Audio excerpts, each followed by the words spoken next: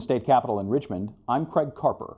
Governor Ralph Northam and a broad bipartisan coalition of lawmakers announced an agreement has been reached with Dominion Energy to clean up several large coal ash deposits in Chesterfield, Chesapeake City, Prince William, and Fluvanna. The plan would require Dominion to remove 27 million cubic yards of coal ash from unlined ponds close to major waterways. At least 25% of the coal ash would be recycled in products like concrete.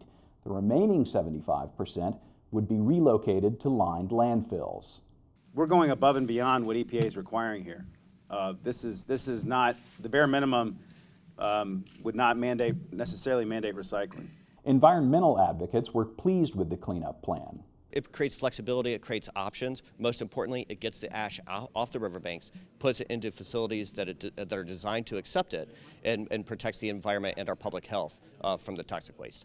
The project will cost $3 billion over 15 years, and Dominion will charge customers a monthly fee for the cleanup, which will peak at $5 per customer and gradually reduce over the life of the project. For Assembly 19, I'm Craig Carper. Broadcast of Assembly 19 is brought to you by the Virginia Education Association. An investment in Virginia teachers today will bring dividends tomorrow.